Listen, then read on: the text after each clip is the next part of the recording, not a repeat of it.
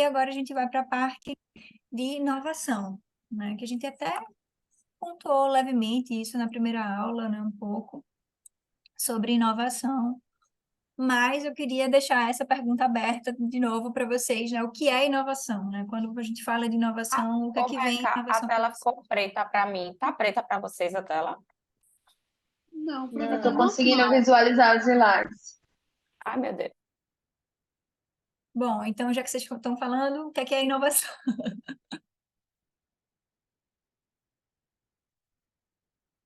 Acho que Rani caiu. Não vai voltar. Fabiana, você trabalha com inovação, não é? Alguma coisa assim. Eu lembro que você tinha falado isso na sua apresentação. Então explica aí o que que é. Educação empreendedora. Trabalha Não é, é? com educação empreendedora, né? Acelerando e desenvolvimento de novos negócios que tenham base tecnológica. Nem todos os projetos chegam, tenham propriamente dito o viés da inovação, mas inovação é justamente ruptura, está ligado à ruptura, né? Fazer algo de forma diferente, ou inovar em algo que já exista, ou realmente criar novas tecnologias, enfim.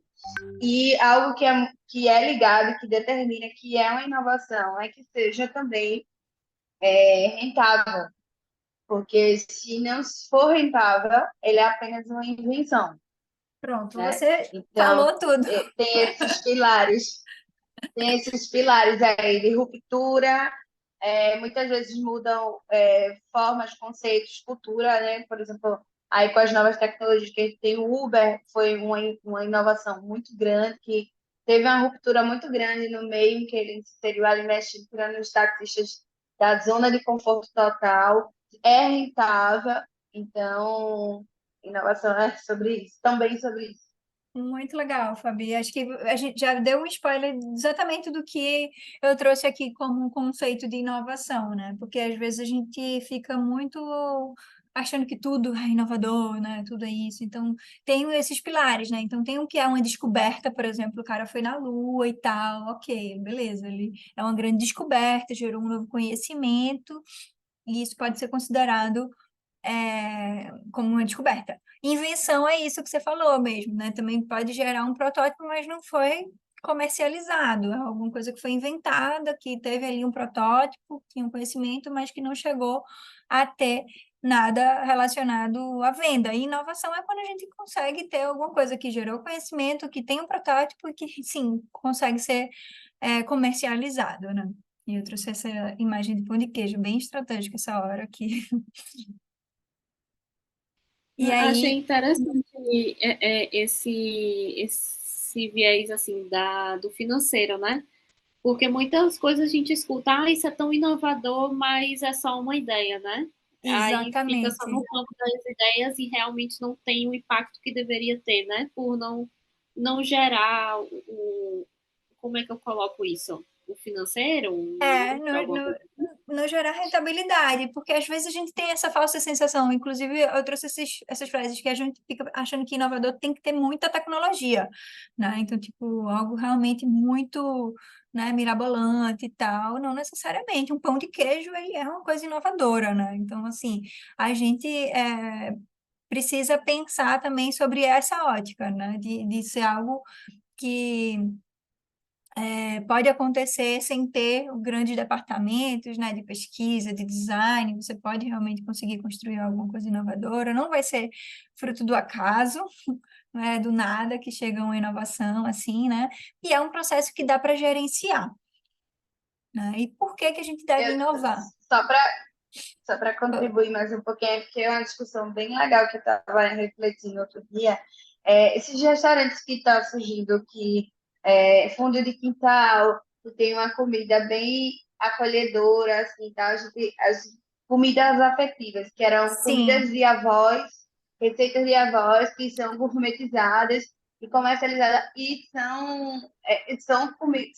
entrou para a economia criativa justamente por isso, por eles terem inovadores. Pegou uma receita lá de trás, deu a gourmetizada, trouxe, fez, aí cria uma afetividade no servir, no coisa, tudo. E não tem tecnologia, né? Comida, enfim. Sim, É um exatamente. exemplo bem legal, né? Um ótimo exemplo mesmo, Fabi. Porque é isso, né? Às vezes a gente fica naquela ideia presa do robozinho, né?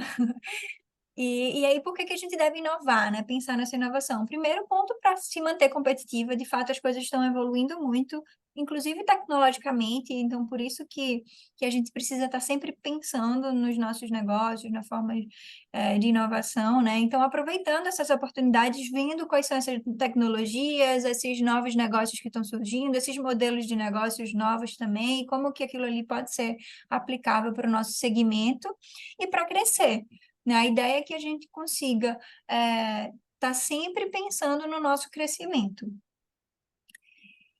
E aí aqui tem esse gráfico que fala sobre alguns pilares também, né? Então seria em relação a mudanças tecnológicas, o que é que pode ser, né, inovador? Mudanças tecnológicas podem trazer algo inovador.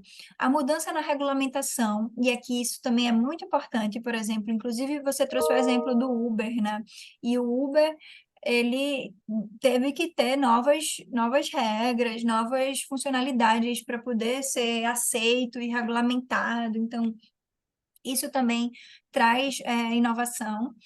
Mudança no padrão de consumo, né? A forma como a gente está procurando produtos, serviços e se relacionando, e para a intensificação dessa competição. Então, tem alguns pilares aí que elas vão ajudar nessa parte da construção da inovação, sempre pensando, né, em aumentar a receita ou reduzir custo.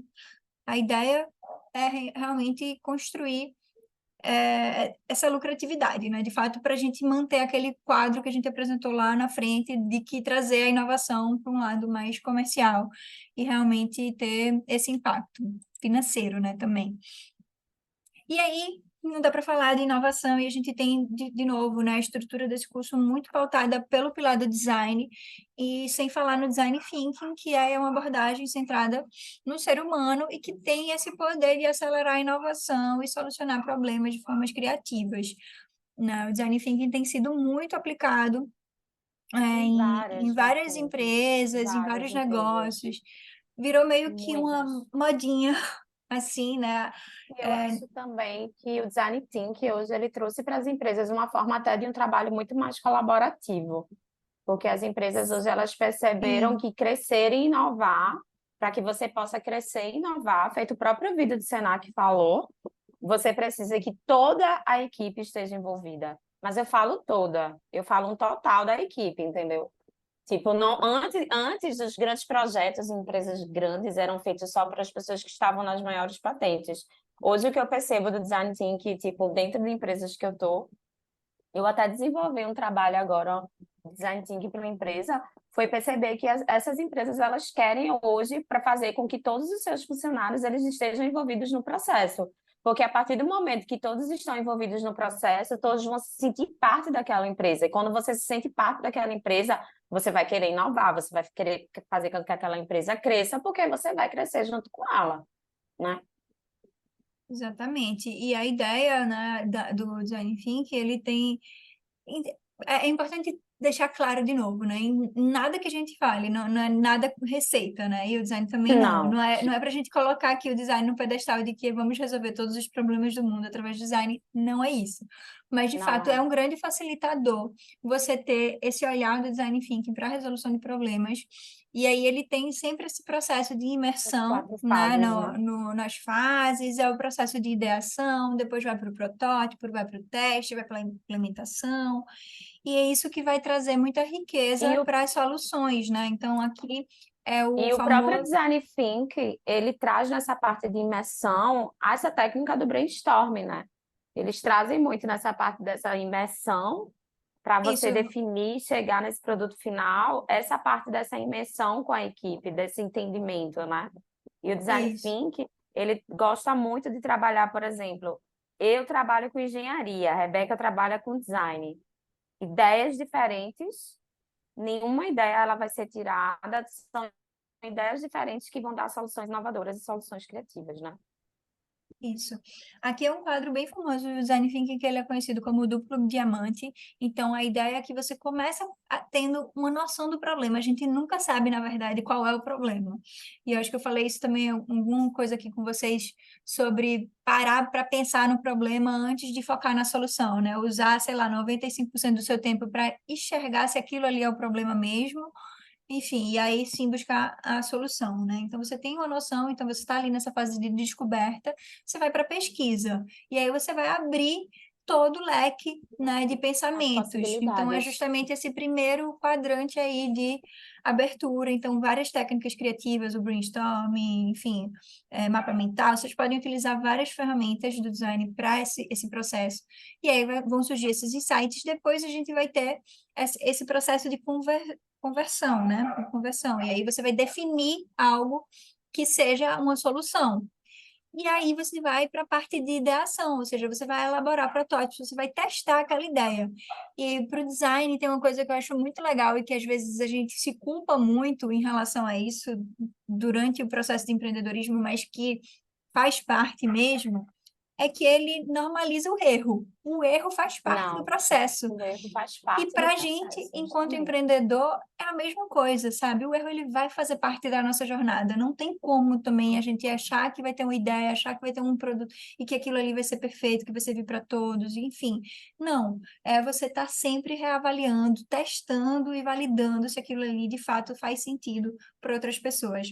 É, E, no, e a no des- questão desse erro, né, também, de entender que a gente fica tão atrás desse erro, nessa repetitividade, de entender, mas na verdade a solução é o próprio erro que vai fazer com que a gente veja que a solução está ali, entendeu? Porque a gente tem muito aquilo, não quero errar, não dá mais, não quero, não é dessa forma. Eu apliquei a metodologia Design Thinking, acredito, com um grupo de crianças, de adolescentes, para desenvolver um projeto que eu desenvolvi. E eles que me disseram, quando a gente aplicou a metodologia com eles, todos os problemas que eles identificavam na escola. E quando a partir dessa técnica, a gente pôde compreender quais eram os problemas identificados na escola. E a gente foi para a diretora, mas os professores não disseram que não é nada disso. Mas se eram os próprios alunos que estavam falando, será que ela também não estava escutando as pessoas erradas? Então, isso que Entendeu? Rani falou é muito legal, porque o design thinking ele é muito pautado no olhar, ele coloca o consumidor no centro da solução. E É. aí, aquilo que a gente falou de mapa de empatia está muito relacionado a isso, porque assim, não adianta a gente querer projetar alguma coisa para os alunos com a visão da diretoria, A diretoria, dos entendeu? professores. É outra visão. Então, assim, colocar eles dentro do processo, entender como que é aquela rotina, enfim, isso para tudo que a gente for projetar, na O que eles verdade, por isso. desejam, né? O que é que eles É, desejavam? Foi muito bom escutar isso da gente, sabe? Deles. O que é que Por eles isso que essa desejavam? construção de persona e essa escuta ativa dos clientes, né, das pessoas que realmente estão consumindo aquilo ali, faz muita diferença para o nosso processo de inovação, para as nossas construções de novos produtos, de novos processos, enfim, basicamente, E o, e o próprio Design Thinking, eu sou muito apaixonada porque o próprio Design Thinking, ele trabalha, pronto, o que Rebeca colocou agora nesse slide, é a questão da empatia. De isso. você escutar, de você entender. Olha aí outra coisa que ele trabalha, o processo de um trabalho colaborativo. Porque hoje a gente usa o design thinking para tudo? Porque é um trabalho colaborativo. Eu vou escutar a Ju, que vou escutar a Fabi, que eu vou escutar a Rebeca, e a partir disso a gente vai para uma prototipação para encontrar uma solução para aquilo. Vê, com Exato. um trabalho colaborativo, com um trabalho de escuta, É, escutas, e vocês escutando diretamente, quando a gente faz aquilo, né, do mapa da persona, vocês entendendo como é a tua persona, para entender aquelas dores que a gente falou ali, naquele que tinha no mapa, as dores, tudo, é um trabalho de empatia, é o design thinking sendo aplicado também, entendeu? exatamente. Ai, eu fiquei muda. Exatamente. E aí, esses são os três grandes valores do Design Thinking, né? Justamente esse poder da empatia, essa equipe colaborativa, multidisciplinar, né? Tentar trazer outros olhares, outras vivências e o processo de experimentação, onde de fato a gente vai estar ali testando e fazendo com que o erro seja de fato uma parte do nosso processo. E aí, para finalizar essa parte de design, examine primeiro a experiência do cliente, depois avance para a combinação da estratégia, conteúdo e de design. Então, basicamente, resumindo aí tudo que a gente conversou nessas últimas aulas, de como que poderia ser um caminho legal, né, para vocês trazerem ideias e inovação. A gente finaliza essa parte com essa frase. Alguma dúvida, meninas, sobre esse processo do design e tal? Eu tenho uma. Falando assim, a primeira coisa, né, da questão da experiência.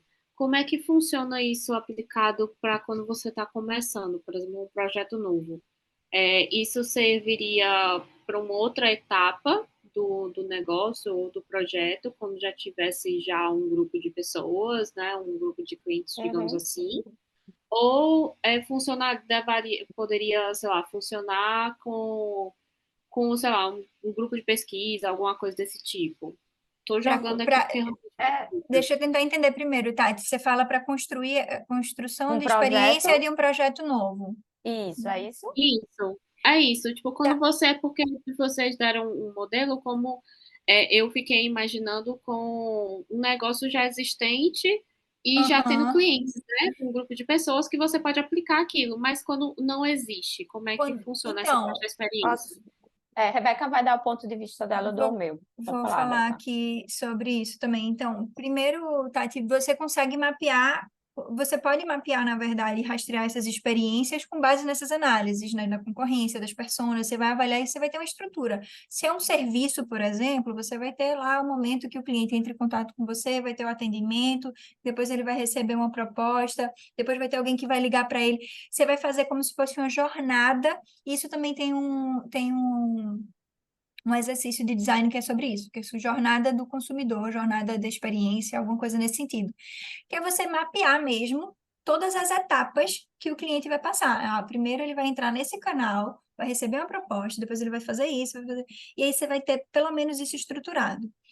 Claro que isso vai ser sempre repensado e otimizado no momento que você vai estar com isso em andamento, porque você vai perceber, por exemplo, que naquela fasezinha ali o cliente não conseguiu compreender muito bem, né, a tua proposta ou não ficou muito claro aquilo ali, e aí você vai começar a pensar em formas de melhoria, né, para aquele processo. Nessa técnica da jornada do consumidor, quando a gente faz o mapa da jornada, a gente sempre faz avaliando com as sensações do cliente. Então, tipo assim, vamos tentar pensar alguém que está chegando no Starbucks. Aí ele vai entrar na loja de Starbucks, ele já vai ter um primeiro impacto sobre o aroma. Então, ele vai ter ali uma sensação do cheiro. Depois, ele vai ter um atendimento da pessoa falar isso, colocar o nomezinho dele. E aí você vai medindo as emoções da pessoa em toda essa jornada. A ideia é que você consiga sempre superar aquele processo, né? Então, uma forma de você otimizar essas experiências é você ir pensando blocadamente por todas as etapas até o final, até ele sair da loja, né? E como é que isso vai ser, sei lá, se depois que ele saiu da loja, no outro dia ele vai receber no WhatsApp dele um cupom de desconto porque ele participou, ou os que são os pós-vendas, né? Ou ele vai receber um brinde, um cookie, qualquer coisa que seja. Então, planejar essas etapas você consegue fazer também de um negócio novo. Mas aí otimizar de fato somente quando você já tem isso de forma ativa, porque aí você vai medindo essas emoções, né? Então, eu vou sentindo isso, por exemplo, dentro do meu processo, porque eu trabalho com serviço também, né? A gente trabalha construindo marcas, então a gente tem uma ansiedade, a pessoa fechou um contrato, ela vai estar ali super ansiosa, como é que a gente vai gerenciar aquela ansiedade, mostrar o que é que a gente está fazendo, pontuar cada etapa, deixar aquilo ali de uma forma mais estruturada. Então, toda essa comunicação, ela precisa ser pensada, né? E aí a gente vai medindo como é que Rani vai ficar quando ela receber, por exemplo, um e-mail da gente marcando uma reunião para a gente conversar com ela e querendo ouvir sobre isso, né? Enfim. E aí, basicamente seria isso, sabe? Então, dá para ser construído. E com produto também, a mesma coisa, né? Quando a pessoa receber o produto, será que vai ter alguém que vai ligar uma semana depois para dizer, Rani, você comprou minha garrafinha, tá sendo boa, você tá usando, como é que tá? Está gelando sua água direito, banana. Então, são essas coisas, assim, né? diferenciais que vão fidelizar muito o cliente nesse processo que a gente tem hoje, sabe? Essa construção de experiência faz muita diferença, né? Tipo, a gente E é olhar. construir fluxos. Boa, boa, Fabi. Acho que a Rebeca conseguiu mesmo falar tudo. E eu não sei se você pensa também, Tati, para essa questão desse novo projeto que você está querendo desenvolver, porque quando a gente está desenvolvendo um novo projeto, a gente tem um entendimento do público-alvo que a gente quer, né? Do público-alvo, não estou falando da persona, do público-alvo no total ali, do que eu estou querendo destinar aquele projeto, certo? Mas eu tenho que entender diretamente as pessoas que eu quero chegar ali. Então, nesse caso, assim, no meu caso, eu costumo fazer muito a questão das visitas técnicas. Eu vou muito nos lugares, eu trabalho muito com essa questão social, então vou muito nas comunidades, eu vou escutar, eu vou entender, eu vou escutar. Escutar as pessoas, o que é que elas querem, o que é que elas desejam. E quando a gente está trabalhando com negócios de impacto, com inovação, criatividade, a gente tem que ir para esse lado da escuta, da vivência, de entender se naquele lugar, é só um exemplo, faz sol de que horas, chove de que horas, de que forma as pessoas se sentem, o que é que faz aquelas pessoas felizes, não sei o quê, para que eu possa promover ali possa colaborar de uma forma que elas se sintam felizes com a idealização daquele projeto e que eu me sinta também realizada, assim, sabe? Rebeca falou desse ponto de vista empresarial, eu falei do meu ponto de vista enquanto uma pessoa que desenvolve projetos e que trabalho muito nessa parte social.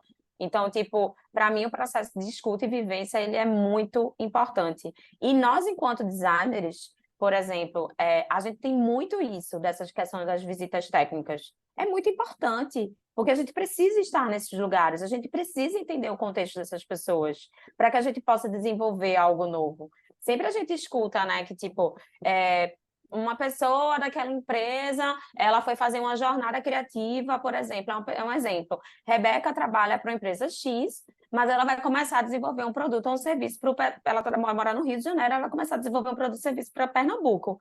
Rebeca vai ter que fazer uma jornada criativa aqui. Rebeca vai ter que entender como é aqui, entendeu? Então ela vai vir para cá, ela vai entender, ela vai conhecer com pessoas. Não se Olha, faz Tati, nada se não se, olha aí, ó, não se faz consegui. nada.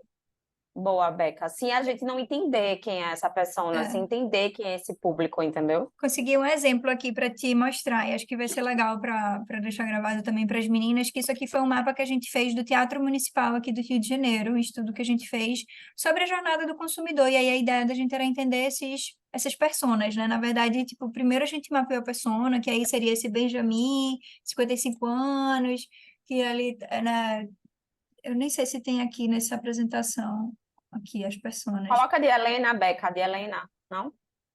Aqui, desse que eu já abri, ó, ele seria 55 anos, ele é super criativo, ele é arquiteto, mora no Leblon, é um leitor assíduo, então ele ama histórias, gosta de viajar, mas é impaciente, não frequenta muito teatro, mas ele gosta de impressionar a namorada, e aí ele é divorciado, tem filhos que moram nos Estados Unidos, tem uma franquia de imóveis planejados, tem um desejo de se consolidar no mercado como referência, né, na arquitetura, tem um desejo de fazer um doutorado na Europa, ter mais tempo para frequentar espaços culturais, e ele gosta de estar num ambiente confortável. Então, aqui primeiro a gente entendeu quem que é essa persona que está indo visitar ali o Teatro Municipal. Depois a gente vai aqui nessa parte de mapeagem jornada, e aqui em cima a gente tem todas as etapas. O primeiro ele vai olhar a programação, vai comprar o ingresso, vai chegar no teatro, vai assistir o espetáculo e vai embora.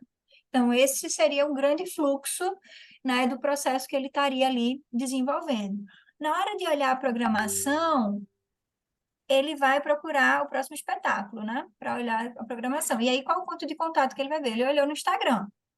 E aí ele já começou a ficar irritado, porque o Instagram dele, o link que estava na bio não estava atualizado, não levava para compra, não tinha as informações de ingresso, e ele já estava aqui, né? Irritadíssimo, impaciente, porque ele é impaciente. Enfim, aí ele olhou no Google, conseguiu comprar o ingresso, entrou no site para comprar e ficou super confuso, porque levou muito tempo para comprar, o site é muito ruim. E aí, enfim, ficou bem irritado, mas estava lá com seu ingresso, com a namorada e foi para o teatro. Ele foi de carro, né? Com a namorada, estacionou lá na Cinelândia, procurou alguma coisa para comer, não achou nada. a lanchonete estava fechada, o estacionamento, né, da Cinelândia já deixou, tipo, longe, né, então teve que, a namorada já reclamou de estar andando de salto e ter que chegar lá, já foi um problema, assim, para ele.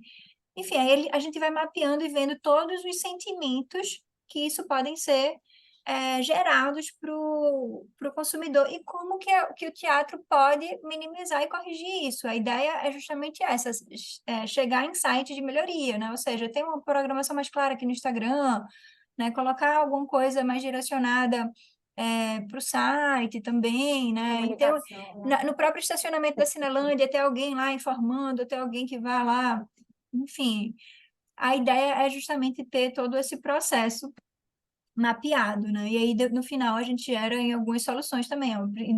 Linkou aqui quais são os principais problemas, quais que poderiam ser as principais soluções, enfim. Mas a ideia desse mapa é justamente otimizar essa experiência, né? Fazer com que a pessoa consiga ali sair realmente satisfeita. Porque às vezes a pessoa, pronto, o espetáculo pode ter sido maravilhoso, mas ele ficou com a sensação péssima já pela entrada, porque ele ficou com fome o espetáculo inteiro e ele não conseguiu comer. Então ele ficou lá 2 horas com fome e aquilo ali já, né, um negócio que poderia ser 10 de 10, ele já deu 6 de 10 porque ele estava com fome, né? E não tinha aquela coisa para resolver, né? Enfim, foi um desafio muito grande comprar o ingresso. Então, tudo isso a gente precisa ir mapeando e sentindo, porque às vezes o problema não está no produto, sabe? Então, às vezes você tem um produto, tem um serviço legal, mas outra coisa que não necessariamente às vezes está direcionada com você, por exemplo, poderia ser a segurança do entorno, né? Ele poderia chegar lá no Teatro 9 da Noite e ter sido assaltado ali próximo. Não é necessariamente um problema do teatro, mas percebe que aquilo ali poderia ser mapeado e poderia ser Passa. resolvido também, né? Tem que estar ali, né, a É. iluminação do entorno, a segurança. Então, assim, Esse contexto de entorno, ele é muito importante, né? todos Esse esses outros contexto de fatores, entorno, né? ele é muito importante. Eu estou desenvolvendo uma pesquisa. Minha pesquisa do mestrado, ela é na minha comunidade, onde eu moro, né? E eu tive que fazer toda uma pesquisa de entorno para entender como é que eu iria chegar nessas mulheres. E olha que eu moro aqui há 30 anos. Então, a minha professora de metodologia, que Rebeca conhece, ela me fez fazer todo um estudo em cima de mapas, em cima de tudo, para entender esse meu contexto de entorno. Para entender esse contexto, para saber como é que eu ia chegar nelas, para que minha pesquisa realmente ela conseguisse ter esse caminhamento, tivesse essa caminhada, entendeu? Por isso que eu falo assim, o empreendedorismo, a pesquisa, ele requer que a gente estude e se atualize o tempo todo.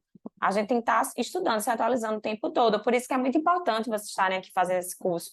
Por isso que a gente vive fazendo curso, a gente vive procurando, trocando conhecimentos, porque isso é muito importante, assim. E hoje a gente tem as redes sociais, né? As redes sociais, ela traz muito essa questão dos conteúdos para a gente, o que a gente pode aprender, o que a gente pode trocar,